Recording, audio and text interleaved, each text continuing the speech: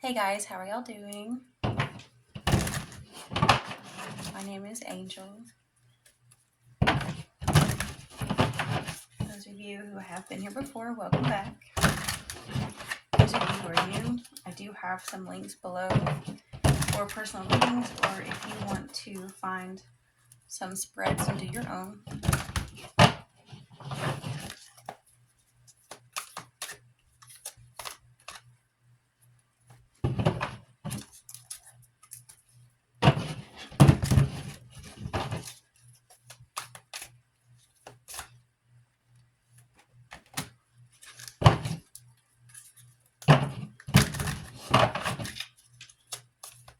It's a bit quiet tonight.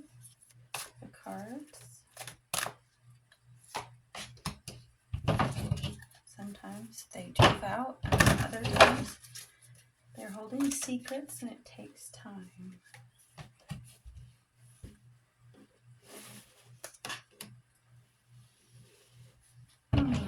It makes sense. The first one that came out was Chariot reversed.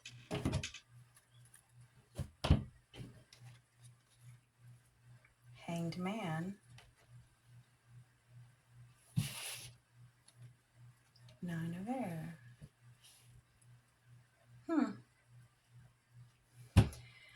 So, I guess if you're watching this, if you were pulled here and you resonate with this, you're very, very stuck.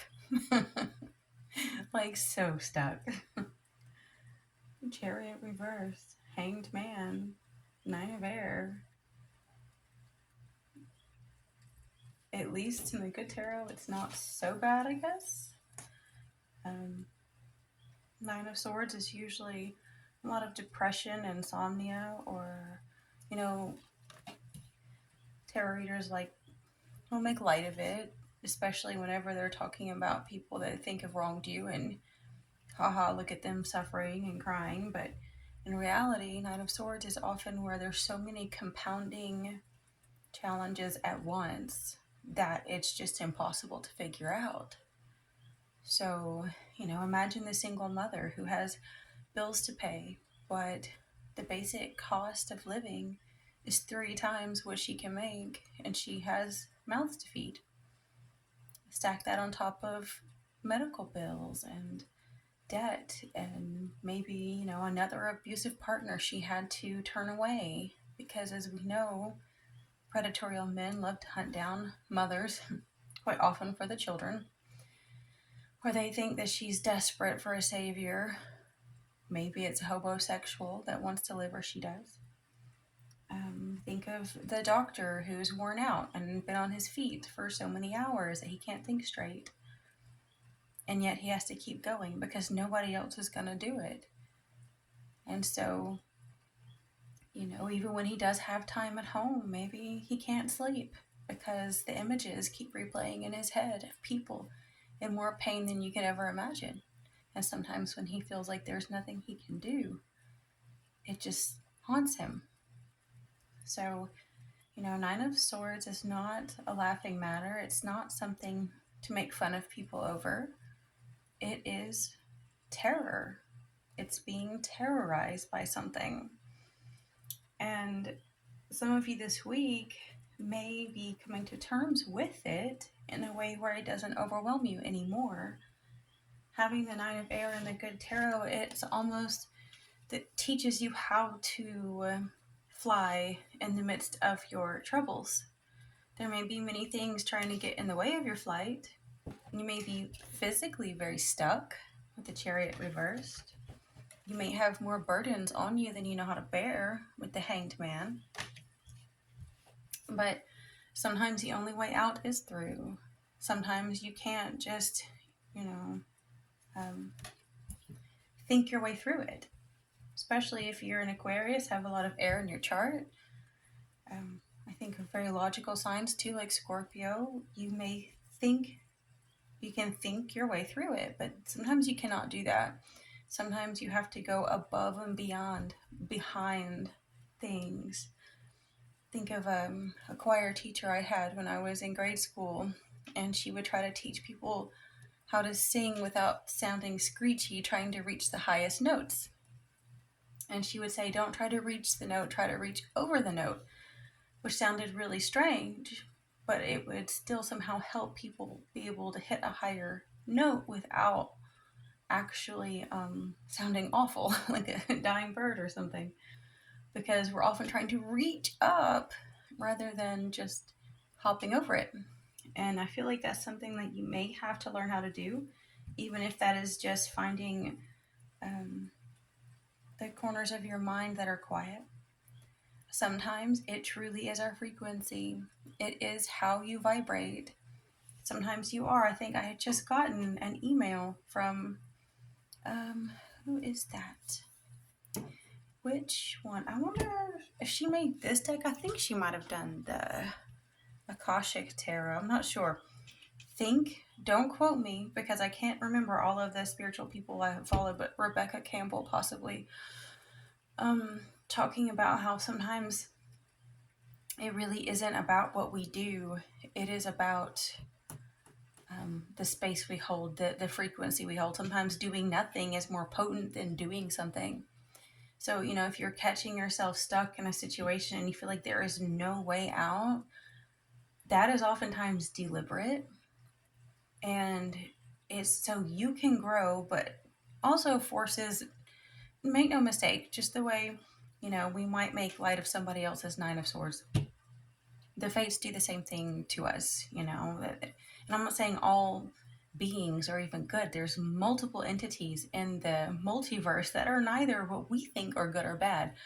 That black and white paradigm of, the Abrahamic patriarchy is it's so, I don't want to say it's Abrahamic because it's before even the Abrahamic religions, but like say the Hermetic, that black and white, like the checkerboard, their obsession with polarity makes you think everything is either all good or all bad, where there's so many dimensions and so many beings that our finite minds can't comprehend.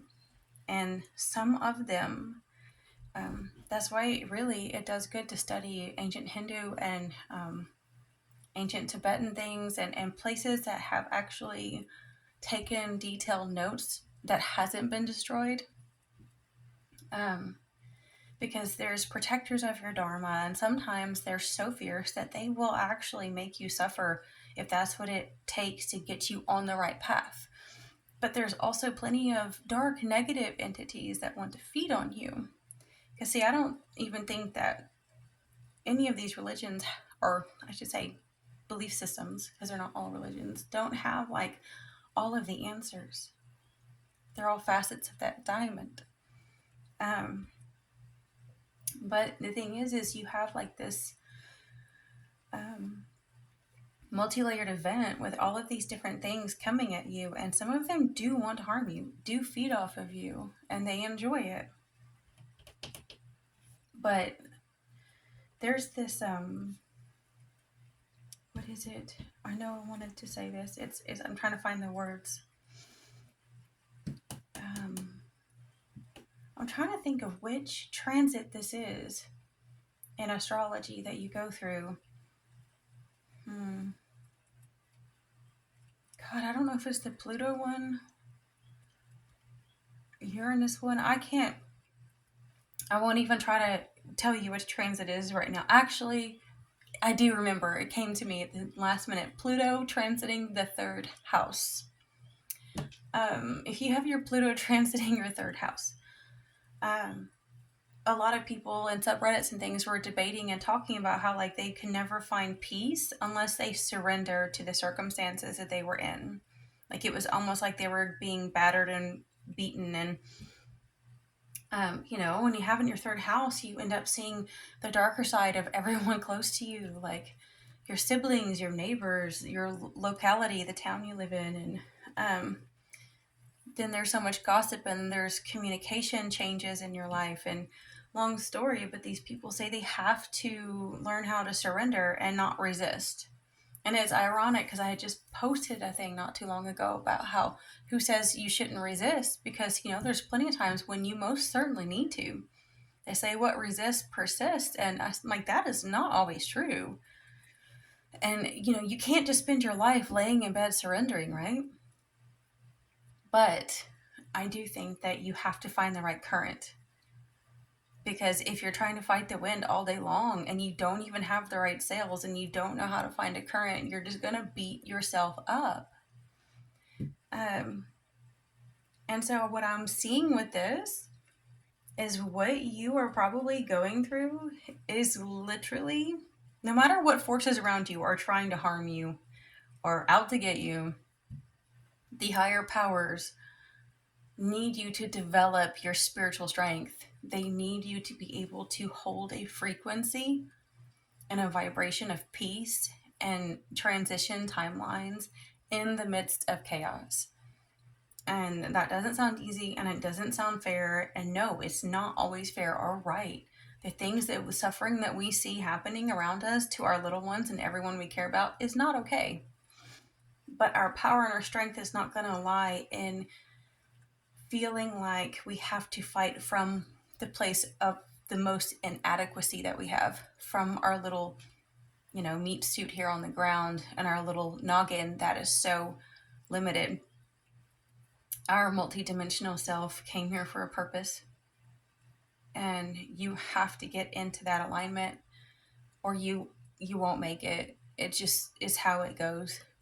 And I have to constantly recalibrate too. It's like, if you were to look at, say, Christianity, when Jesus says to be reborn every day, to be renewed every day, it's a lot of what he taught was, even like the turning the other cheek thing and, give people whatever. I don't think it's been taken too literal in all the wrong ways, but he was teaching things that area hadn't heard that he had from Eastern cultures. There's already been legends of that before Christ came along. There's people tell these stories of how you should keep giving people things. And, there's Buddhist and Hindu teachings on this. And so he brought a lot of that to the people in his region. And some people say he went to mystery schools, but he doesn't behave like that, at least from what you see. It sounds more like he actually went to the East. And anyway, no matter what you believe with that, I think that he was trying to peel things open, and he said he couldn't teach spiritual things because they weren't ready. And it's like still true to this day. It seems like so many of the modernized, civilized people on this end of the world that wipe out indigenous wisdom everywhere they go, like a burning plague, literally sometimes, don't listen. It's like you have to recalibrate every day. You have to get recentered at every moment. It's like you will get lost if you don't. We have the King of Fire up here, and then we have, is that 9? Yes, 9 of Earth reversed. Okay. Whoever's going through this, it really does look like there was a king, a fire energy, a masculine energy, an elder who just decided to harm you. To have that with the 9 of Earth reversed, that's like a feminine energy that should be an entrepreneur, but it's turned on its head. What is the opposite of an entrepreneurial woman who feels like she's making her own money? It's someone who feels dependent on a very cruel owner. It makes me think of the dog in the Druid Animal Oracle cards, Maybe this energy has had to please a cruel owner for way too long and very, very stuck.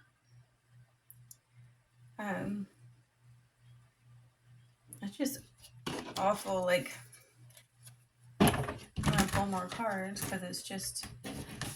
And I know, some of you may think I'm long-winded, but this is what we do.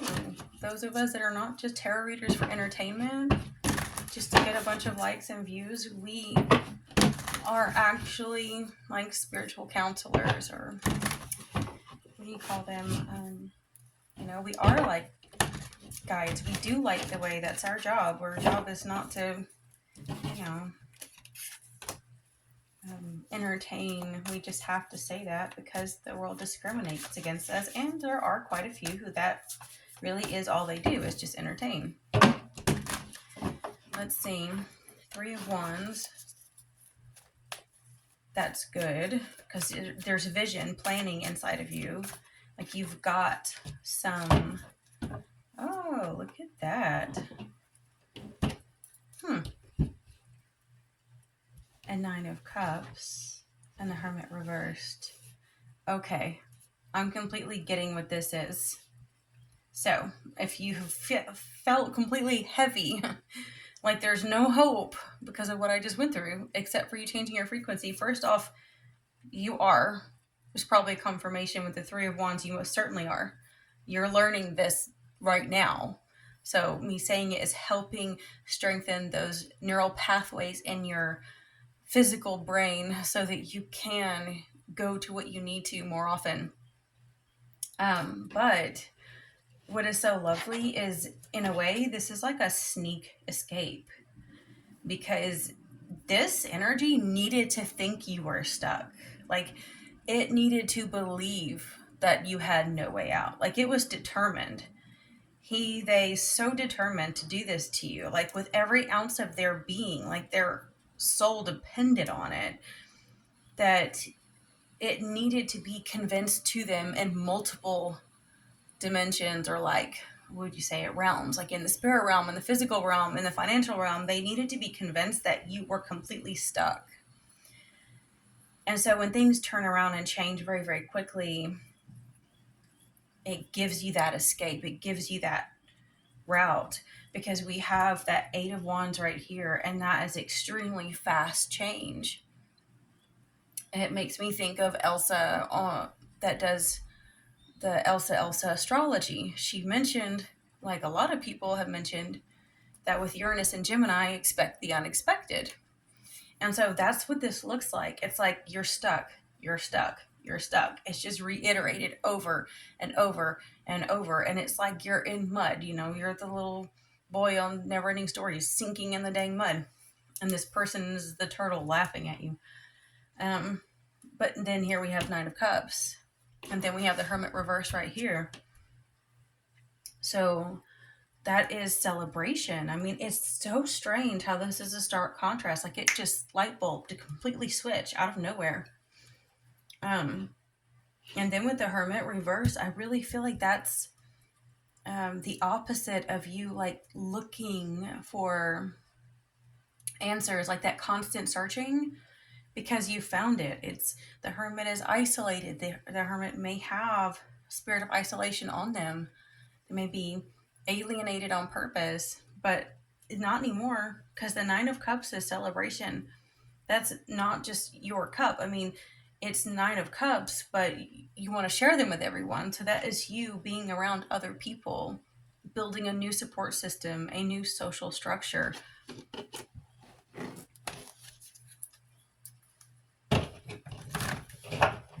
It's like really, I don't know how to explain it, but the feeling I get from this is when you take your chance to leap and make this switch, it is going to happen so quickly that, you got to hop on it. Like, it's not something that you can just, wait around on. And I know that you know that.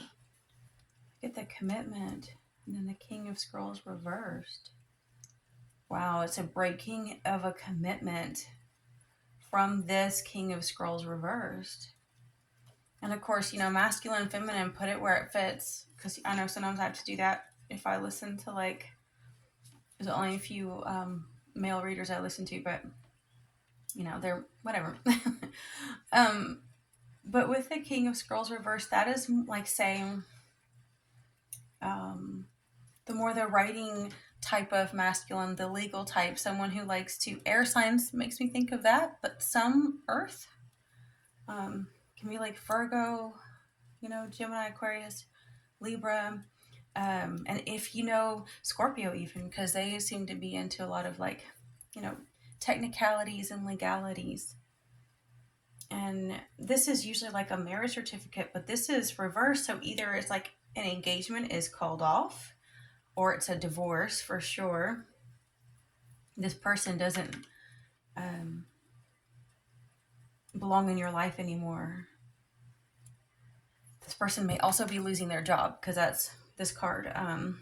Whenever you get the kings and queens reversed in the Akashic Tarot, it's either they have, possibly lost their position, or it's a separation from them, or both. And then we have the lightning bolt here. That is a very destructive, when it's reversed, it's actually better. It's a very destructive, like, burst, but you kind of knew it was coming, and it had to happen. And then we have the Buddha prepares reversed here. Can't see him, can you? And with it reversed, it's the time of preparation is over. Like, you have prepared yourself. There's no more preparing to be had. It's time for you to actually go out and teach and go out and lead and go out and show others what you've learned. So you may be gaining a leadership position. And even if you're gaining a position out in the world that seems more like a servant position, as we know, sometimes those actually end up having the most leadership skills required, because you teach people not by telling them what to do, but by showing them through your own actions. You can shift the energy in a room simply by doing something with integrity and being ethical. You doing the right thing in a room with other people puts them on blast and makes them feel very, very seen in the wrong ways when they're not doing the right thing. Because they see you, like, say you choose to clean, or you choose to, treat customers right, and they've always, ignored that. When they see you doing it, it's kind of like a light bulb goes off, and either they get inspired or they feel kind of like called out. Now I'm going to pull a few of these. I'm going to I try not to make these too long because I want to be able to start doing more for specific signs. And even if I just do the shorts with them more, at least you guys should resonate with some of these, right? Why is that one coming out over and over again? Crack the ice and bend the tower. Destroy the will of those who seek to control the destiny of another.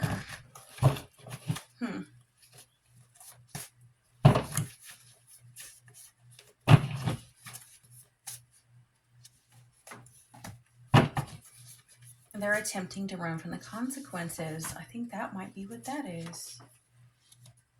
Like, I feel like they might start running from their commitment, or maybe they, they broke it whenever they didn't do the right thing with you. Okay. And we have Pisces. So maybe you are a Pisces. Maybe this other person is. Learn to fly. The betrayal forces you to spread your clipped wings. Feathers grow back. Take a leap of faith. No way. That's exactly what you needed. Is that faith is going to switch things. It's going to change things. They are offended and afraid of the ferocious mother bear feminine spirits of rage that you carry at times. Their fear is warranted. How many times did they fail you and allow your little ones to suffer? Wow. When logic fails and the heart is confused, listen to your body. Is it saying no? What does your body say yes to? Relax with. That's really good. You start getting like off kilter and everything, and your logic get in the way. Stop and recalibrate and listen to your body. Sometimes when I find myself getting really irritated or depressed or like out of sorts, I realize I'm not in alignment. That's what it is. Sometimes you have to feel it out. It's like the opposite of what my, narcissistic parents taught me. They're always like, taught me to suppress my emotions and only use logic. But logic can be deceived. They needed me to not feel my intuition because they needed to outwit me. And if I'm a small child and an adult's telling you that, no matter what my logic is, they can come back with it. It's just like how they say, why argue with the devil? I mean, he's been around for thousands of years or whatever. Any entity, really. But you know how Christians might say that. You can't argue with him. My parents could just always come back with something to beat me down and make my logic feel so small, make me feel so stupid if I ever contradicted their say so. And they stole that from me for many, many years. Many people abused me, and I went through many dark times because they had groomed and conditioned and brainwashed me to not listen to my intuition and to my body. And, now that I have reconnected with that, like, they can't fuck with me. Like, they have no power anymore because my alarm bells go off instantly when someone is up to no good. Like, when they walk in the room, it's like you can feel it. And once you start getting in tune with your intuition, that's when your natural witch energy just freaking starts sparking like fireworks everywhere. And people start to want to walk away if they know they've harmed you because they know they're screwed. All right, guys, I hope this helps you out. I'll talk to you next time.